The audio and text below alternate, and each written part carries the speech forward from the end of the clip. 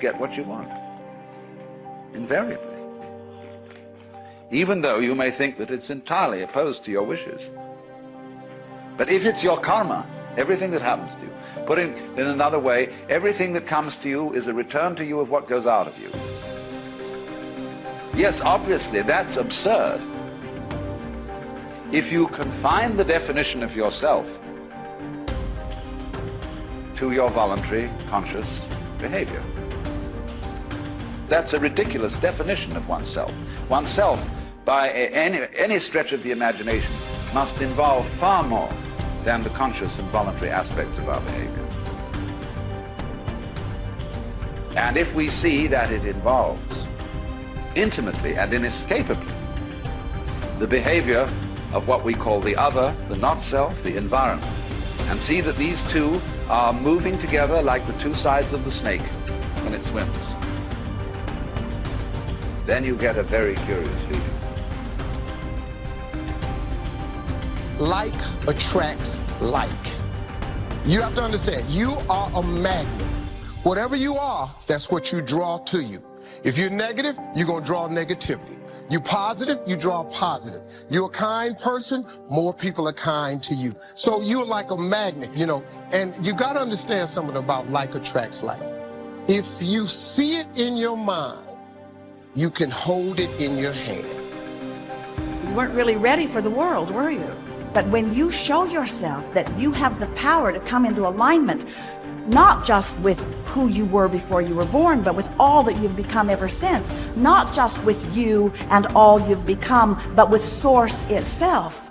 When you show yourself that by being selfish, which means by reaching for the best feeling thought you can find on whatever subject is active. If you organize your mind to a certain level of organization, it in turn organizes the whole system. Your body, your emotion, your energies, everything gets organized in that direction. Once all these four dimensions of you, your physical body, your mind, your emotion and the fundamental life energies are organized in one direction. Once you're like this, anything that you wish happens without even lifting a little finger actually. It would help to assist it with activity. When you decide that you're going to take control of your relationship to who you really are, when you decide that you're going to tend to this gap between you, wherever you are on whatever subject you're experiencing, and who you really are and what you know about the same, now life is going to take a new form and shape for you. You're going to feel exhilarated. You're going to feel satisfaction. Those who are watching you will see you as someone who seems to create tremendously with ease. But even without doing any activity, you can still manifest what you want if you organize these four dimensions in one direction and keep it unwavering in that direction for a certain period of time. Right now the problem with your mind is, every moment it is changing its direction. It is like you want to travel somewhere, and every 2 steps if you keep changing your direction, the question of you reaching the destination is very remote unless it happens by chance. So, organizing our minds and in turn organizing the whole system and these 4 basic dimensions of who you are right now in one direction, if you do this, you are a kalpavruksha yourself. Anything that you wish will happen.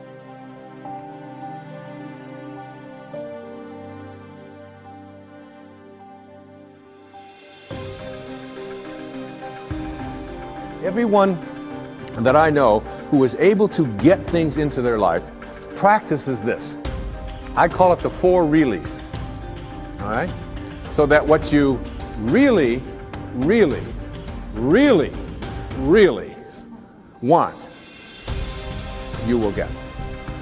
And these 4 reallys each of them stands for something. And if you look at people who are good at, some people call them lucky, some people call them highly spiritual, whatever it might be, but they are good at getting what they want in their lives. And here are the 4 reallys. The first one says, I wish. So what you really wish for, everything that you'd like to get into your life starts with a wish. It's a thought.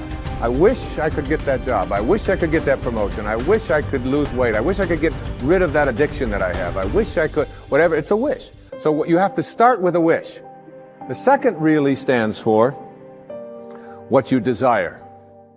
What you really wish and desire. And the difference between what you wish for and desire is in what I call asking. Ask and you shall receive. Ask and you shall receive. It's not empty words. Be willing to ask. When I get stuck sometimes writing and I'm just not quite sure where to go or whatever, I just leave the typewriter, or I leave the yellow pad that I'm writing on, I walk over to the couch and I get into a meditation and I say, I would like some help in having this become clearer as to how to express it. And it's always there. Sometimes the phone will ring and my wife will call and she'll say, did you know that this was in the mail? And I'll say, read it to me, and it'll be exactly what I need. Sometimes it just comes in the thing that I call an intuition or an insight, whatever it might be. The third really stands for what I intend. So now you shift away from what I wish for and ask for, and you frame it in such a way that you intend to create it. I intend to create this, whatever it might be, whether it's a healing, whether it's a losing of weight, whether it's getting rid of an addiction, whether it's creating prosperity. I intend to create it. And if you notice people who are good at manifesting, they don't mince those kinds of words. I will do it. And someone will say, well, what if it doesn't work out? You say, well, then I'll just learn whatever I have to learn from it not working out. But I intend to create this in my life. There's an intention, and the intention is so powerful that you become independent of the good opinion of other people. You're not checking it out with the tribe. You're not checking it out with what everybody else out there said you should do or shouldn't do. You're saying to yourself, I intend to create it. And I often tell people, don't tell anybody else about what you want to manifest. Don't make it a big statement. Instead, keep it to yourself. And they say, why do you want to say that? I say, because the minute that you do, you invoke ego. And in quantum physics, there's a simple line that says, particles themselves are not responsible for their own creation. Another way of saying that is the way St. Paul said it. That which is seen, he said, hath not come from that which doth appear. That is, the source of everything over here, it's not over here. It's in this invisibleness. And once you invoke ego, you have to defend it, you have to explain it, you have to get the tribe involved in it, and before long, you've lost the capacity to manifest. It's a spiritual journey. Inspiration, in spirit. When you're inspired, in spirit. The fourth really stands for passion. Passion. That is, I am absolutely passionate about it, and I intend to create it with that love. One of the great books that one of my teachers sent to me from ancient India, written like 3,000 years ago, has a line in it that says, to attempt to manifest what you want without passion is like dressing up a corpse.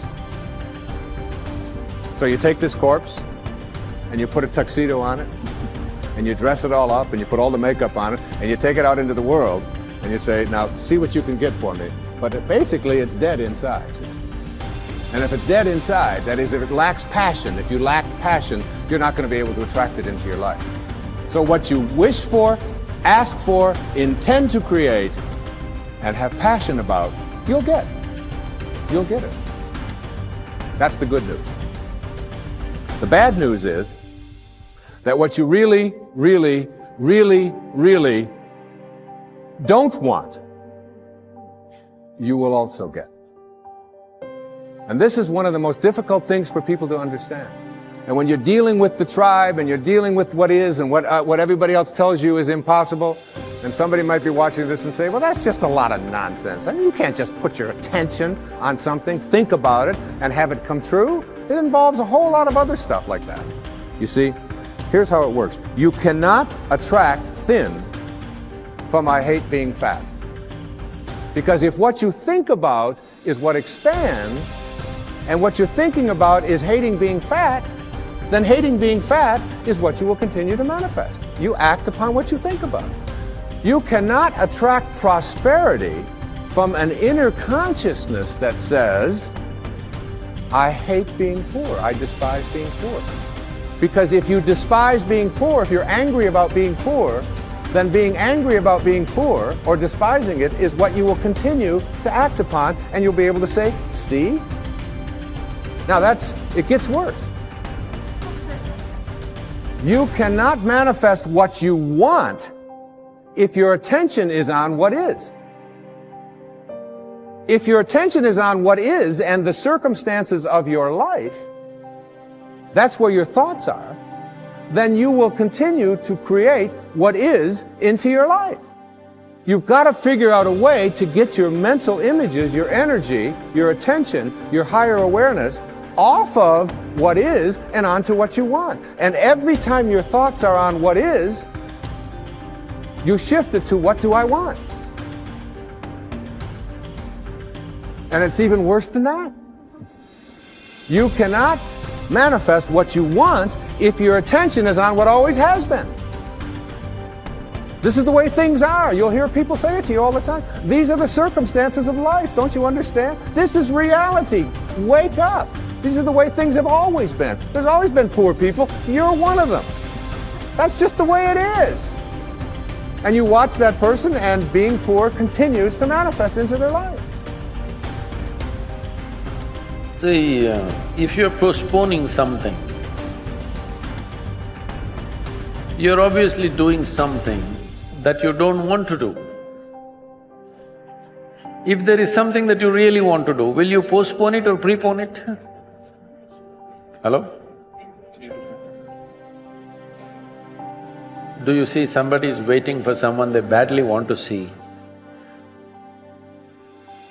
Only 10 minutes. In the 10 minutes, they will look at the watch 25 times. Why? They want to prepone it. You're doing something that you don't want to do, so you want to postpone it. I'm asking, why the hell are you doing something that you don't want to do? No, because if I do this, I will get that, I will get that. That's not the point. There's nothing to get in this life. There's really nothing to get in this life. Either you lived this life in a profound and intense manner, or you did not. What will you get in the end? Huh? If somebody dies in the agricultural college, do they bury them or fire them? How is it? What's the tradition? Burying is good for agriculture because human beings make good manure. So in the end, what will happen to you and me? They will either bury us or burn us. That's all will happen in the end. You think something else, they'll give you a prize? Nothing will happen in the end. Only thing is the process of life. How wonderfully did you live? That's all there is. So if you are doing something really wonderful, do you want to prepone it or postpone it? Huh? Prepone only. So you must find what is it that you really want to do. If you find that one thing, you will always prepone everything, not postpone.